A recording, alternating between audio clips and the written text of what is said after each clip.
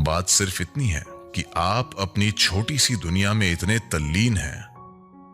आपका शरीर, आपके विचार, आपकी भावना, आपके हार्मोन ने आपको इतना उलझा दिया है कि ऊपर देखना कभी नहीं होता। आप परे की किसी चीज पर कभी ध्यान नहीं देते क्योंकि ये छोटी छोटी चीजें आप पर हावी हो गई हैं। इसी को हम माया कहते हैं। यही माया है। ऐसा नहीं है कि अस्तित्व मौजूद नहीं है, वो माया नहीं है। बात सिर्फ इतनी है कि ये माया है। जब कुछ इतना जबरदस्त और शानदार और विशाल घटित हो रहा है तो ये छोटी चीजें आपको व्यस्त रखे हुए हैं और वे आपको ऐसा महसूस कराई हैं जैसे वे बाकी सब चीजों से ज्यादा असली हैं। इस सब का होना, ब्रह्मांड में आज तमामों शानदार चीजें हो रही हैं, बिल्कुल चमत्कारी और शानदार ढंग से, लेकिन विचार का एक छोटा सा कीड़ा आपके सिर में घूम रहा है और आपको व्यस्त रखता है। हाँ या नहीं? यही माया है। क्या आप समझे?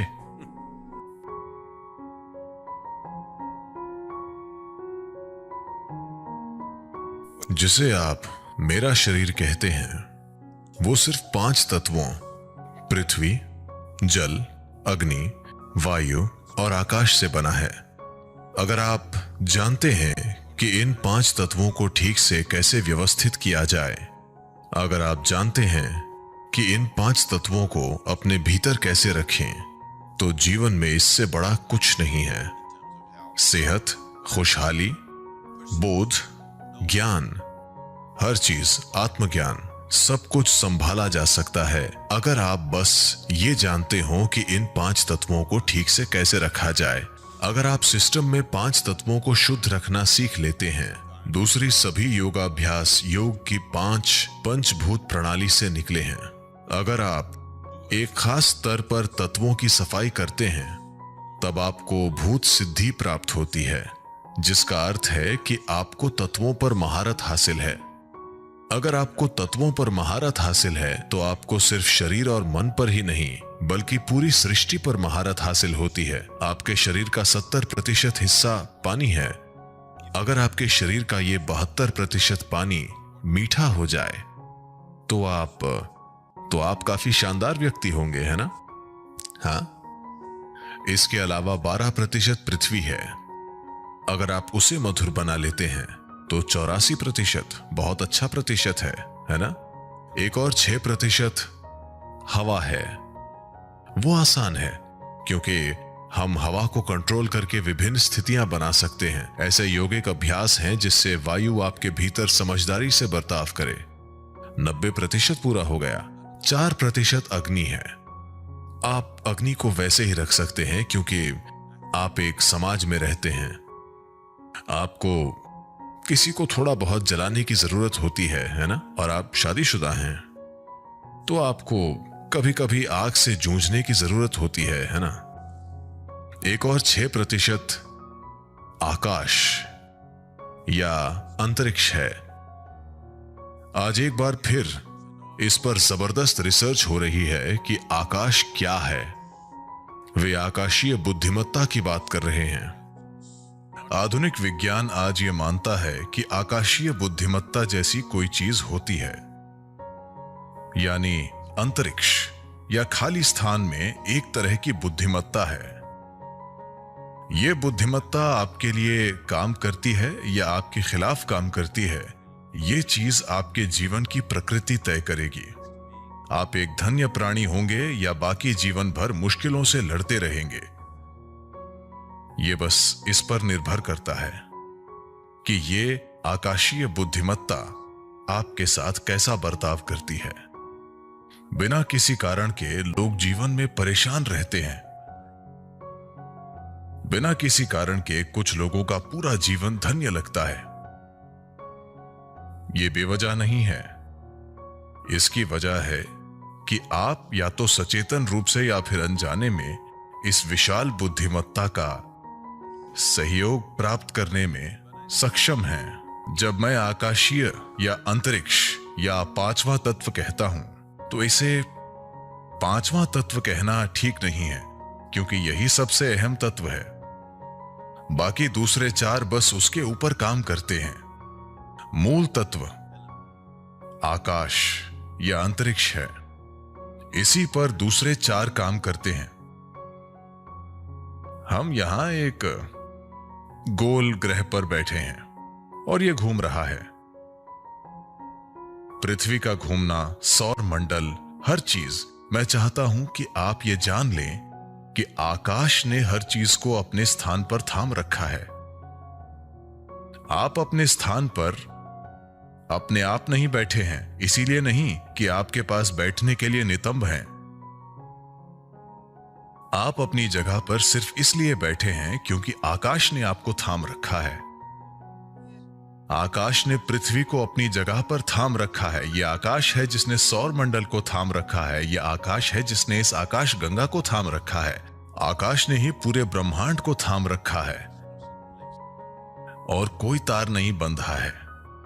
बस यूं ही, बस ऐसे ही थाम कर रखा है। अब ये आकाश, अगर आप जानते हैं कि अपने जीवन में आकाश का सहयोग कैसे प्राप्त करना है, तो आपका जीवन धन्य होगा। मैं आपको एक सरल प्रक्रिया सिखा सकता हूं, जो वैसे भी हमेशा आप में से आधे लोग नहीं करेंगे। आप बस इतना कीजिए, सूर्योदय के बाद सूरज के 30 डिग्री का कोण पार करने के पहले, 30 डिग्री का मतलब इतना, 30 डिग्री के कोण को पार करने से पहले आकाश की ओर देखें और आपको आज थामने के लिए नमन करें। जब यह 30 डिग्री को पार कर जाता है, दिन के दौरान किसी भी समय ऊपर देखें और फिर से नमन करें। सूर्यास्त के बाद एक बार फिर ऊपर देखें और नमन करें। ऊपर किसी भगवान को नहीं, बस आकाश को। आप इसे सचेतन होकर दिन में 3 बार करें। अगर आपको इससे सहयोग मिलता है तो जीवन जादुई तरीके से चलेगा। जीवन नाटकीय ढंग से बदल जाएगा। क्या आपने गौर किया है कि तेंदुलकर भी ऊपर देखते हैं तो सृष्टि में आकाश को सर्वोच्च बुद्धिमत्ता की तरह पहचाना गया है। ये ऐसी चीजें कर रहा है जिनकी आप कल्पना नहीं कर सकते। तो अपने अंदर और अपने बाहर इसके साथ पेश आने का एक तरीका है।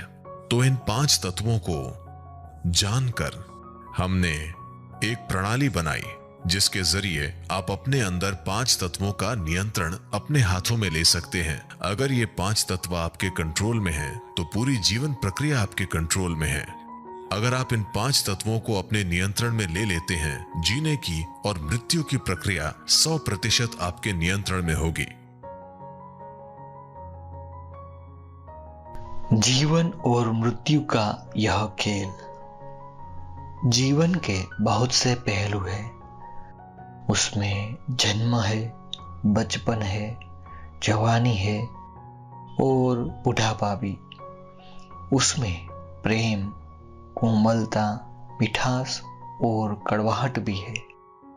सफलता की खुशी है, कुछ पाने का संतोष है, दर्द भी है और आनंद भी। अगर आपने अपने मन को बोध के एक ठीक स्तर पर रखा है तो यह सब बातें आपकी समझ में आ सकती है। पर जीवन को समझाने वाला जो सबसे महत्वपूर्ण पहलू है वह है मृत्यु। वो किसी भी मन की पकड़ से बाहर है। चाहे आप अपने आप को कितना ही बुद्धिमान, होशियार या बुद्धिजीवी मानते हो, चूंकि हम मरणशील है, मरने वाले हैं, इसीलिए जीवन उसी तरह से चल रहा है जैसे वो चल रहा है। अगर हम मरने वाले नहीं होते तो न तो कोई बचपन होता, न जवानी और न बुढ़ापा। तब हम ये सवाल भी उठा नहीं पाते कि जन्म क्या होता है। मृत्यु जीवन का आधार है। अगर आप मृत्यु को नहीं समझते तो अभी जीवन को नहीं जान सकेंगे, न ही उसे संभाल पाएंगे, क्योंकि जीवन और मृत्यु सांस लेने और छोड़ने की तरह है। वे बिना अलग अलग हुए साथ साथ रहते हैं।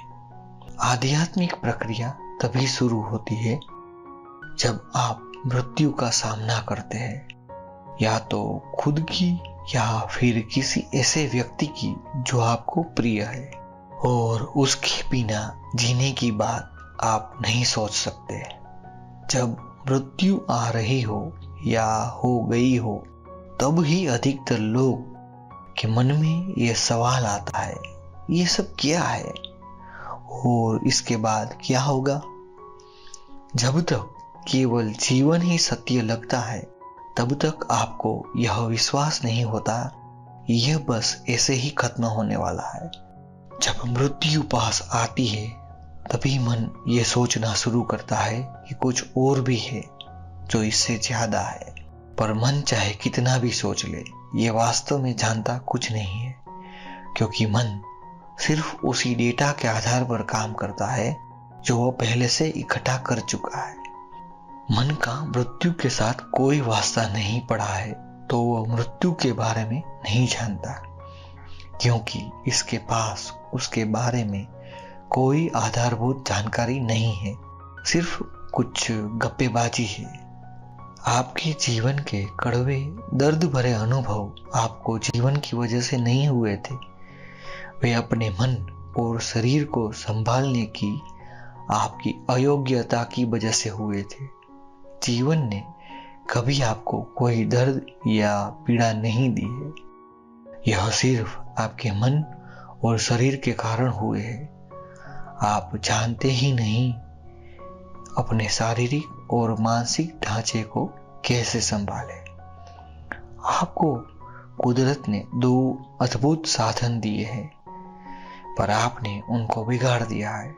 आपके पास सभी सुख दुख और पीड़ा है, बस आपकी ही वजह से है, जीवन की वजह से नहीं। प्रज्ञा समझ का वो आयाम है जो आपको जीवन, उसके स्वभाव और उसके स्रोत तक ही पहुंचा देता है।